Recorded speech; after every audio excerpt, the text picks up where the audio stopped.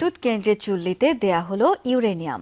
এর মাধ্যমে পারমাণবিক বিদ্যুৎ উৎপাদনের প্রথম ধাপে পা রাখল বাংলাদেশ। একবার জ্বালানি লোড করলে বিদ্যুৎ মিলবে প্রায় ১.৫ বছর। বিকেলে এই কার্যক্রম উদ্বোধন করেন বিজ্ঞান ও প্রযুক্তি মন্ত্রী ফকির মাহবুব আনাম। জানান, সঠিক জনবল তৈরি করে পারমাণবিক বিদ্যুতের শান্তিপূর্ণ ব্যবহার নিশ্চিতে দক্ষতা বাড়াবে বাংলাদেশ।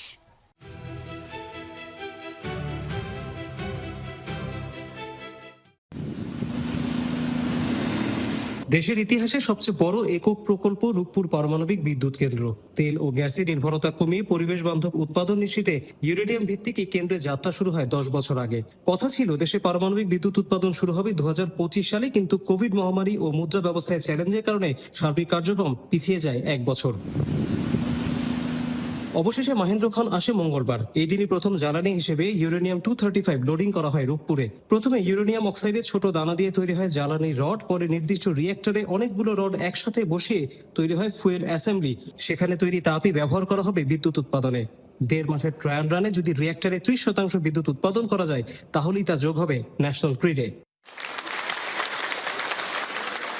উদ্বোধনী অনুষ্ঠানে এই ইউরেনিয়াম লোডিং সরাসরি বড় পর্দায় দেখানো হয়। শুরু হয় কাউন্টডাউন। রোজাটমের মহাপরিচালক বলেন, বিদ্যুৎ উৎপাদনের নিরাপদ ও পরিবেশ বান্ধব পথে প্রবেশ করল বাংলাদেশ।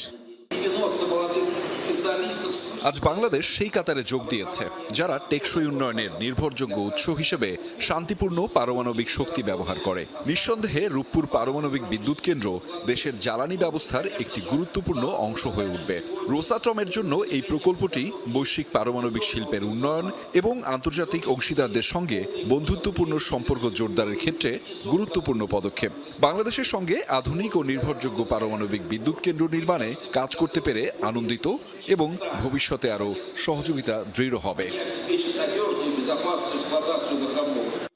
এ সময় বিজ্ঞান ও প্রযুক্তি মন্ত্রী বলেন, শুধু অবকাঠামো নয়, দক্ষ মানব সম্পদ ও শক্তিশালী নিয়ন্ত্রক কাঠামো তৈরিতেও সমান গুরুত্ব দিচ্ছে সরকার। এর শান্তিপূর্ণ ব্যবহারেও জোর দেন নীতি নির্ধারকরা। রূপপুর শুধু একটা বিদ্যুৎ কেন্দ্র নয়, এটি বাংলাদেশের প্রযুক্তিগত আত্মবিশ্বাসের একটা প্রতীক। এটি আমাদের তরুণ প্রজন্মকে নতুন স্বপ্ন দেখিয়েছে,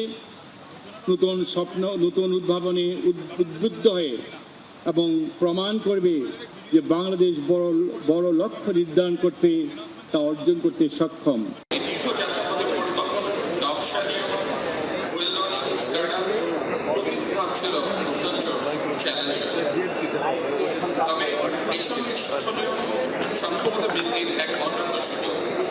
এই প্রকল্পের মাধ্যমে আমরা